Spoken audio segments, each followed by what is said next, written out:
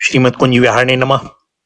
श्री स्वामी हरिदास विजय तीर्थराम, श्री युगल सरकार, सदगुरुदेव और आप सभी रसिक भक्त वृंदों के श्री चरणों में दास का साष्टांग दंडवत प्रणाम।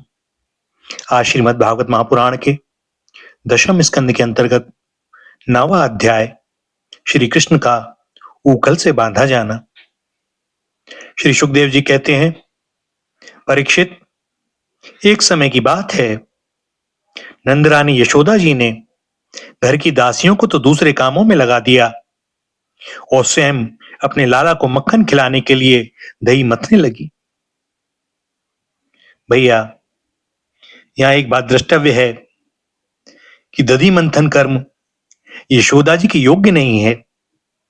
फिर भी पुत्र स्नेह की अधिकता से यह सोचकर कि मेरे लाला को मेरे हाथ का माखन ही भाता है, वे स्वयं ही दधी मथ रही हैं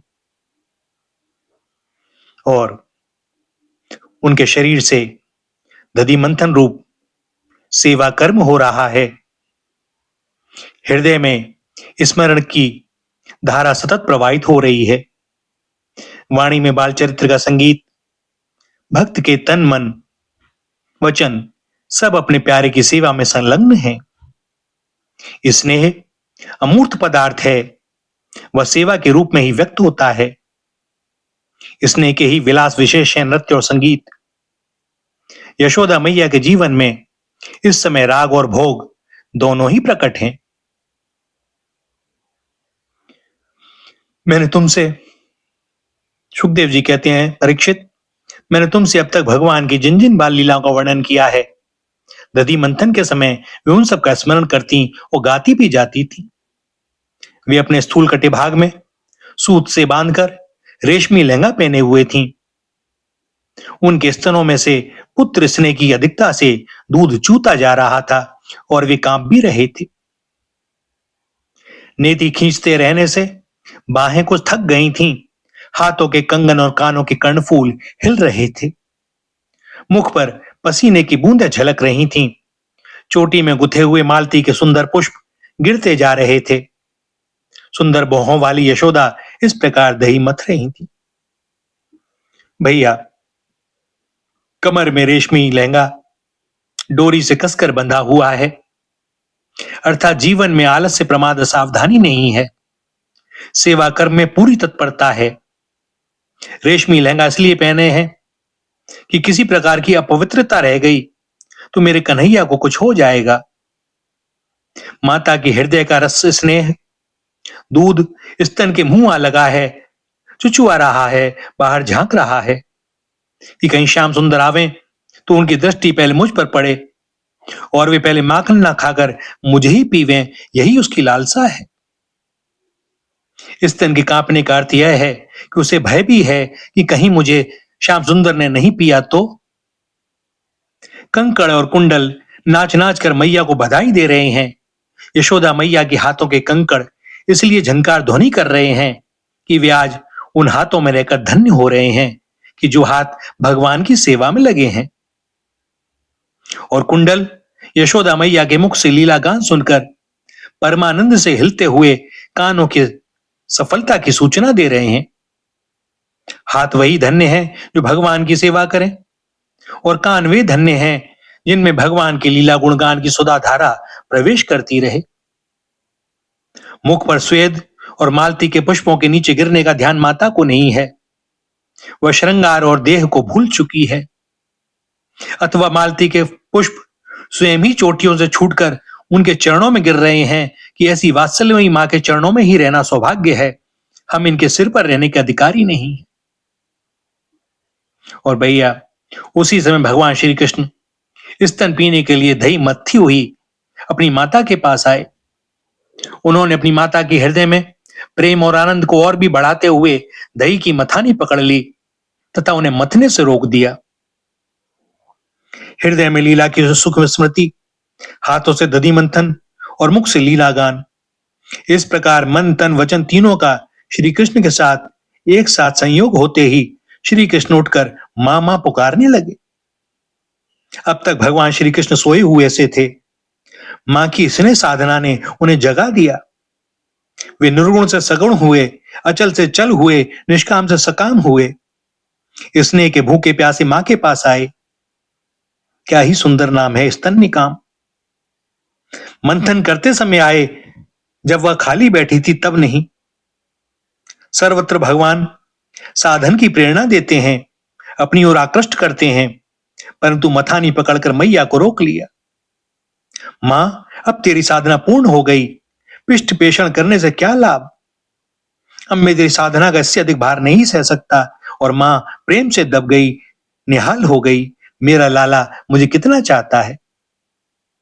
श्री कृष्ण माता यशोदा की गोद में चढ़ गए। वात्सल्य स्नेह की अधिकता से उनके स्तनों से दूध तो स्वयं झर ही रहा था। वे उन्हें पिलाने लगी और मंद मंद मुस्कान से युक्त उनका मुख देखने लगी। इतने में ही दूसरी ओर अंगीठी पर रखे हुए दूध में उफान आया। उसे देखकर यशोदा जी उन्हें अतृप्ति छोड़कर जल्दी से दूध उतारने के लिए चली। भैया, इससे कृष्ण को थोड़ा क्रोध आ गया। मैया मना करती रही, इन्हें एक सा माखन निकाल दे। वो कन्हैया कहता हूं मैं तो दूध पीऊंगा। दोनों हाथों से मैया की कमर पकड़कर एक पांव घुटने पर रखा और गोद में चढ़ गए। भैया, क्या वर्णन किया जाए उस स्थिति का। सामने पद्मगंधा गाय का दूध गर्म हो रहा था। उसने सोचा, स्नेहमयी मां यशोदा का दूध कभी कम ना होगा, श्याम सुंदर की प्यास कभी बुझेगी नहीं। उनमें परस्पर होड़ लगी है। मैं बेचारा युग युग का जन्म जन्म का श्याम सुंदर के होठों का स्पर्श करने के लिए व्याकुल तप तप कर मर रहा हूं। अब इस जीवन से क्या लाभ जो श्री कृष्ण के काम ना आवे। इससे तो अच्छा है कि उनकी आंखों के सामने आग में कूद पड़ूं। मां के नेत्र उधर पहुंच गए। दयार्द मां को श्री कृष्ण का भी ध्यान ना रहा। उन्हें एक ओर डालकर दौड़ पड़ी। भक्त भगवान को एक ओर रखकर भी दुखियों की रक्षा करते हैं। भगवान अतृप्त ही रह गए। क्या भक्तों के हृदय रस से, स्नेह से उन्हें कभी तृप्ति हो सकती है। उसी दिन से उनका एक नाम और हुआ, अतृप्त। लेकिन इससे श्री कृष्ण क्रोधित भी हुए। उनके लाल लाल होठ फड़कने लगे। उन्हें दांतों से दबाकर श्री कृष्ण ने पास ही पड़े हुए लोड़े से दही का मटका फोड़ डाला। बनावटी आंसू आंखों में भर लिए और दूसरे घर में जाकर अकेले में ही बासी माखन खाने लगे। भैया, श्री कृष्ण के होठ फड़के, क्रोध होठों का स्पर्श पाकर कृतार्थ हो गया। लाल लाल होठ श्वेत श्वेत दूध की दंतुलियों से दबा दिए गए। मानो सत्वगुण रजोगुण पर शासन कर रहा हो, ब्राह्मण क्षत्रिय को शिक्षा दे रहा हो। वह क्रोध उतरा दधि मंथन के मटके पर। उसमें एक असुर आ बैठा था। दम्भ ने कहा, काम क्रोध और तृप्ति के बाद मेरी बारी है। वह आंसू बनकर आंखों में छलक आया। श्री कृष्ण अपने भक्तजनों के प्रति अपनी ममता की धारा उड़ेलने के लिए क्या क्या भाव नहीं अपनाते। ये काम क्रोध लोभ और दंभ भी आज ब्रह्म संस्पर्श प्राप्त करके धन्य हो गए। श्री कृष्ण घर में घुसकर बासी मक्खन खाने लगे, मानो मां को दिखा रहे हो कि मैं कितना भूखा हूं। प्रेमी भक्तों के पुरुषार्थ भगवान नहीं है, भगवान की सेवा है। वे भगवान की सेवा के लिए भगवान का भी त्याग कर सकते हैं। मैया के अपने हाथों से दुहा गया यह पद्मगंधा गायों का दूध श्री कृष्ण के लिए ही गर्म हो रहा था। थोड़ी देर के बाद ही उनको पिलाना था।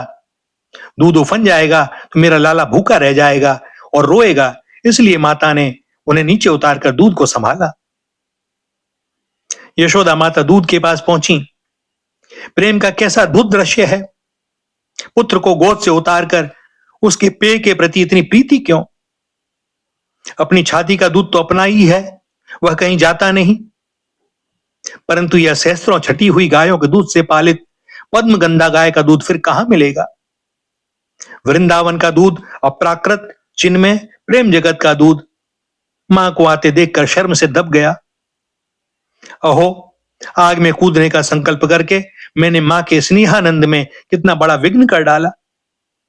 और मां अपने आनंद को छोड़कर मेरी रक्षा के लिए दौड़ी आ रही है। मुझे धिक्कार है। दूध का उफनना बंद हो गया और वह तत्काल अपने स्थान पर बैठ गया। यशोदा जी औंटे हुए दूध को उतारकर फिर मथने के घर में चली आईं। वहां देखती हैं तो दही का मटका टुकड़े टुकड़े हो गया है। वे समझ गईं कि यह सब मेरे लाला की ही करतूत है। साथ ही उन्हें वहां न देखकर यशोदा माता हंसने लगी। इधर उधर ढूंढने पर पता चला कि श्री कृष्ण एक उल्टे हुए ऊखल पर खड़े हैं और छीके पर का माखन ले लेकर बंदरों को खूब लुटा रहे हैं। उन्हें यह भी डर है कि कहीं मेरी चोरी ना खुल जाए, इसलिए चौकन्ने होकर चारों ओर ताकते जाते हैं। यह देखकर यशोदा रानी पीछे से धीरे धीरे उनके पास जा पहुंची।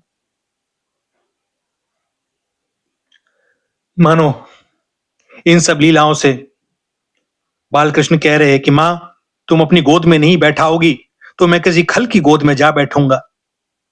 और यह विचार कर मानो श्री कृष्ण उल्टे उखल के ऊपर जा बैठे। उदार पुरुष भले ही खलों की संगति में जा बैठे, परंतु उनका शील स्वभाव बदलता नहीं है। उखल पर बैठकर की भी वे बंदरों को माखन बांटने लगे। संभव है रामावतार के प्रति जो कृतज्ञता का भाव उदय हुआ था, उसके कारण, अथवा अभी भी क्रोध आ गया था, उसका प्रायश्चित करने के लिए। श्री कृष्ण के नेत्र हैं चौर विशंकित, ध्यान करने योग्य। वैसे तो उनके ललित कलित छलित बलित चकित आदि अनेकों प्रकार के ध्येय नेत्र हैं, परंतु भैया ये प्रेमी जनों के हृदय में गहरी चोट करते हैं। और जब श्री कृष्ण ने देखा कि मेरी मां हाथ में छड़ी लिए हुए मेरी ही ओर आ रही है, तब झट से ओखली पर से कूद पड़े और डरे हुए की भांति भागे। परीक्षित, बड़े बड़े योगी तपस्या के द्वारा अपने मन को अत्यंत सूक्ष्म और शुद्ध बनाकर भी जिनमें प्रवेश नहीं करा पाते, पाने की तो बात दूर रही, उन्हीं भगवान के पीछे पीछे उन्हें पकड़ने के लिए यशोदा जी दौड़ी। भयभीत होकर भागते हुए भगवान हैं। अपूर्व झांकी है। ऐश्वर्य तो मानो मैया के वात्सल्य प्रेम पर न्यौछावर करके ब्रज के बाहर ही फेंक दिया है। कोई असुर अस्त्र शस्त्र लेकर आता तो सुदर्शन चक्र का स्मरण करते, किंतु मैया की छड़ी का निवारण करने के लिए कोई भी अस्त्र शस्त्र नहीं है।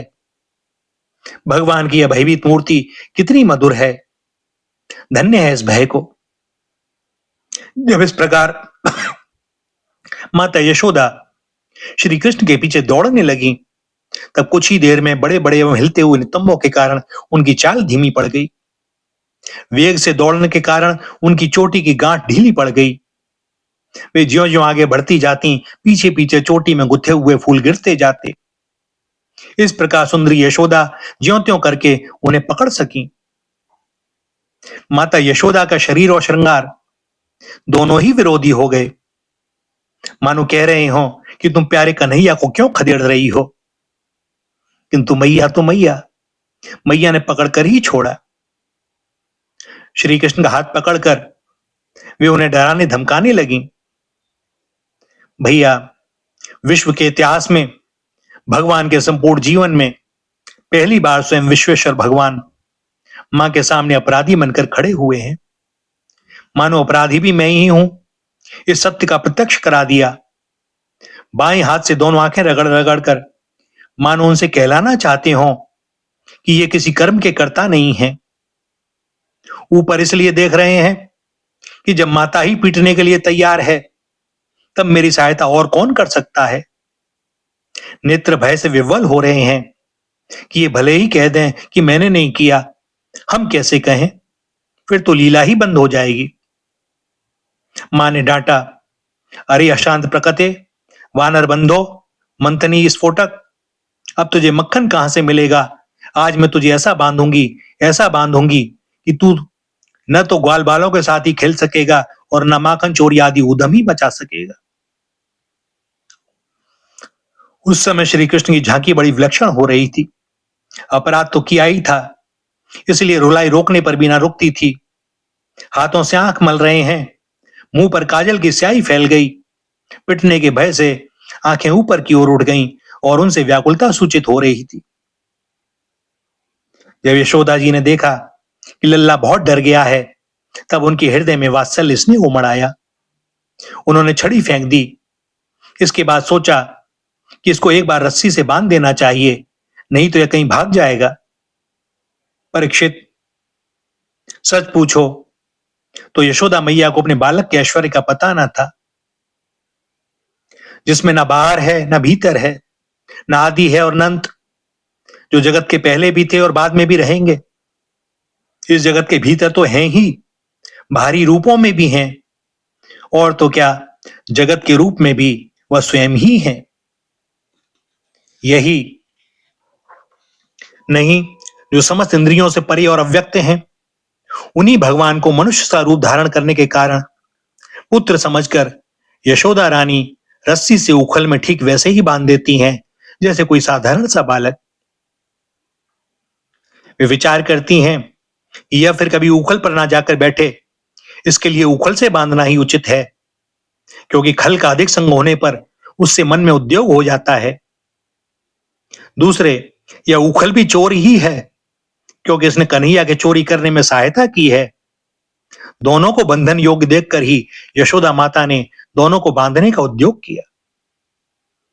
जब माता यशोदा अपने उद्यमी और नटखट लड़के को रस्सी से बांधने लगी, तब वह रस्सी 2 अंगुल छोटी पड़ गई। तब उन्होंने दूसरी रस्सी लाकर उसमें जोड़ी। जब वह भी छोटी हो गई, तब उसके साथ और भी रस्सी जोड़ी।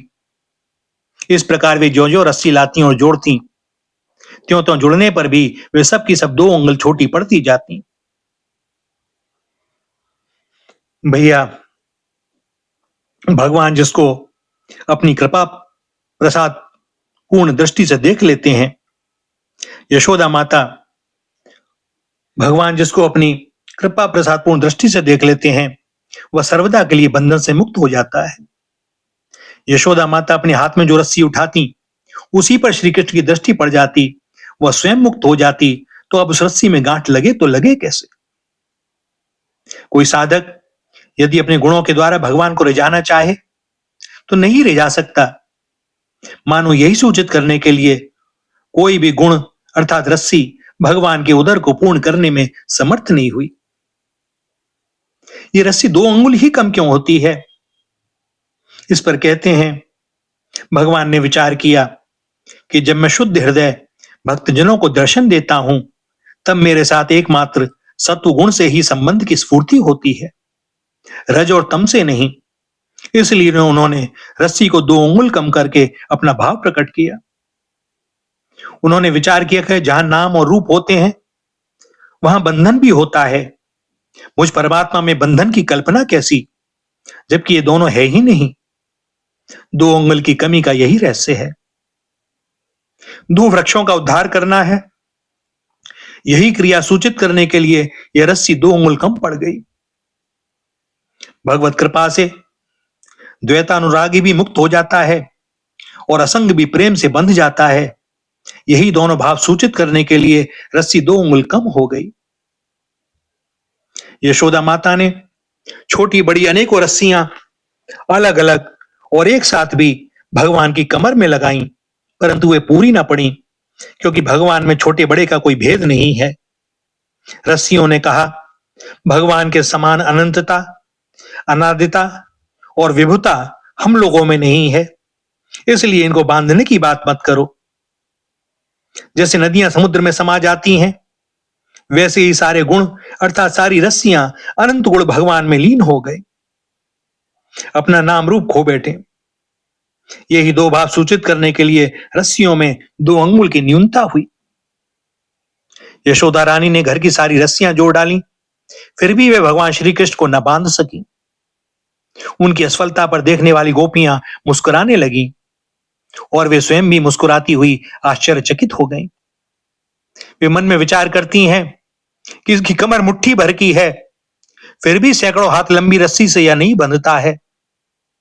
कमर तिलमात्र भी मोटी नहीं होती, रस्सी 1 उंगल भी छोटी नहीं होती, फिर भी वह बंधता नहीं। कैसा आश्चर्य! हर बार 2 अंगुल की ही कमी होती है, न 3 की, न 4 की, न 1 की। यह कैसा अलौकिक चमत्कार है। और जब भगवान श्री कृष्ण ने देखा कि मेरी मां का शरीर पसीने से लथपथ हो गया है, चोटी में गुथी हुई मालाएं गिर गई हैं, और वे बहुत थक सी गई हैं। तब कृपा करके वे स्वयं ही अपनी मां के बंधन में बंध गए। भैया, भगवान श्री कृष्ण ने सोचा कि जब मां के हृदय से द्वैत भावना दूर नहीं हो रही है, तब मैं व्यर्थ ही अपनी असंगता क्यों प्रकट करूं। जो मुझे बद्ध समझता है, उसके लिए बद्ध ही होना उचित है। इसलिए वे बंध गए। मैं अपने भक्त के छोटे से गुण को भी पूर्ण कर देता हूं। यह सोचकर भगवान ने यशोदा माता के गुण अर्थात रस्सी को अपने बांधने योग्य बना लिया। यद्यपि मुझ में अनंत अचिंत्य कल्याण गुण निवास करते हैं, तथापि तब तक वे अधूरे ही रहते हैं जब तक मेरे भक्त अपने गुणों की मोहर उन पर नहीं लगा देते। यही विचार कर यशोदा मैया के गुणों, वात्सल्य, स्नेह और रज्जू से अपने को पूर्णोदर दामोदर बना लिया। भगवान श्री कृष्ण इतने कोमल हृदय हैं कि अपने भक्त के प्रेम को पुष्ट करने वाला परिश्रम भी सहन नहीं करते हैं। वे अपने भक्त को परिश्रम से मुक्त करने के लिए स्वयं ही बंधन स्वीकार कर लेते हैं। भगवान ने अपने मध्य भाग में बंधन स्वीकार करके यह सूचित किया कि मुझ में तत्व दृष्टि से बंधन है ही नहीं, क्योंकि जो वस्तु आगे पीछे ऊपर नीचे नहीं होती, केवल बीच में ही भासती है, वह झूठी होती है। इस प्रकार यह बंधन भी झूठा है। भगवान किसी की शक्ति, साधन या सामग्री से नहीं बंधते। यशोदा जी के हाथों में से श्याम सुंदर को न बनते देखकर पास पड़ोस की ग्वालनें इकट्ठी हो गईं और कहने लगीं, यशोदा जी, लाला की कमर तो मुट्ठी भर की ही है और छोटी सी किंकड़ी इसमें रुंझुन कर रही है। अब यह इतनी रस्सियों से नहीं बंधता तो जान पड़ता है कि विधाता ने इसके ललाट में बंधन लिखा ही नहीं है। इसलिए अब तुम यह उद्योग छोड़ दो। यशोदा मैया ने कहा, चाहे संध्या हो जाए और गांव भर की रस्सी क्यों न इकट्ठी करनी पड़े, पर मैं तो इसे बांध कर ही छोड़ूंगी। यशोदा जी का यह हठ देखकर भगवान ने अपना हठ छोड़ दिया, क्योंकि जहां भगवान और भक्त के हठ में विरोध होता है, वहां भक्त का ही हठ पूरा होता है। भगवान बंधते हैं तब जब भक्त की थकान देखकर कृपा परवश हो जाते हैं। भक्त के श्रम और भगवान की कृपा की कमी ही 2 अंगुल की कमी है। जब भक्त अहंकार करता है कि मैं भगवान को बांध लूंगा, तब वह उनसे 1 अंगुल दूर हो जाता है और भक्त की नकल करने वाले भगवान भी 1 अंगुल दूर हो जाते हैं। जब यशोदा माता थक गईं, उनका शरीर पसीने से लथपथ हो गया, तब भगवान की सर्वशक्ति चक्रवर्तिनी परम भास्वती भगवती कृपा शक्ति ने भगवान के हृदय को माखन के समान द्रवित कर दिया और स्वयं प्रकट होकर उसने भगवान की सत्य संकल्पितता और विविधता को अंतर्हित कर दिया। इसी से भगवान बंध गए। परीक्षित, भगवान श्री कृष्ण परम स्वतंत्र हैं। ब्रह्मा इंद्र आदि के साथ यह संपूर्ण जगत उनके वश में है। फिर भी इस प्रकार बंधकर उन्होंने संसार को यह बात दिखला दी कि मैं अपनी प्रेमी भक्तों के वश में हूं।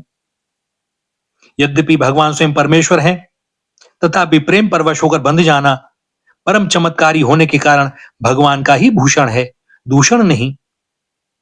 आत्माराम होने पर भी भूख लगना, पूर्ण काम होने पर भी अतृप्त रहना, शुद्ध सत्य स्वरूप होने पर भी क्रोध करना, स्वराज्य लक्ष्मी से युक्त होने पर भी चोरी करना, महाकाल यम आदि को भय देने वाले होने पर भी डरना और भागना, मन से भी तीव्र गति होने पर भी माता के हाथों से पकड़े जाना, आनंदमय होने पर भी दुखी होना, रोना, सर्वव्यापक होने पर भी बंध जाना, यह सब भगवान की स्वाभाविक भक्तवश्यता है।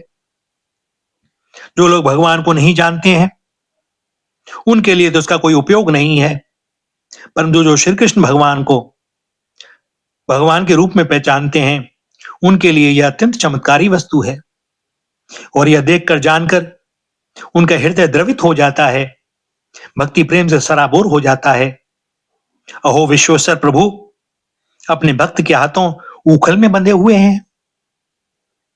ग्वालिनी यशोदा ने मुक्तिदाता मुकुंद से जो कुछ अनिवर्चनीय कृपा प्रसाद प्राप्त किया, वह प्रसाद ब्रह्मापुत्र होने पर भी, शंकर आत्मा होने पर भी और वक्षस्थल पर विराजमान लक्ष्मी अर्धांगिनी होने पर भी न पा सके।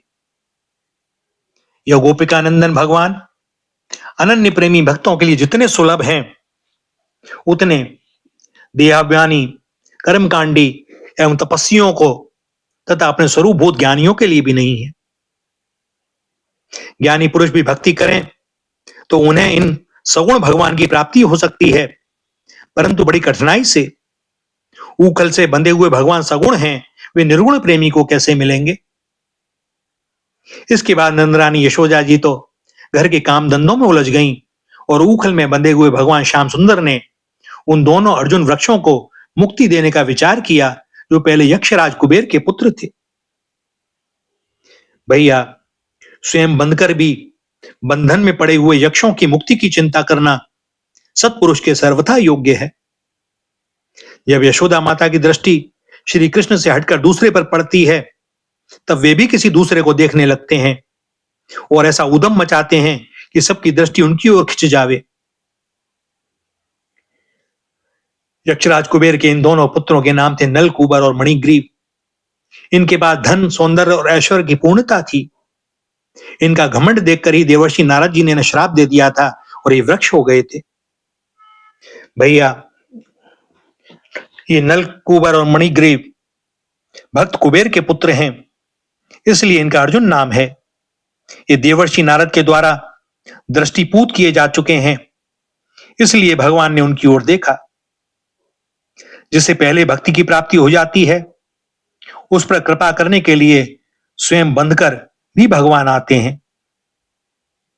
भैया, यहां पर दशम स्कंद का 9वां अध्याय समाप्त होता है और दास को अनुमति दें आज के लिए वाणी को विराम देने की।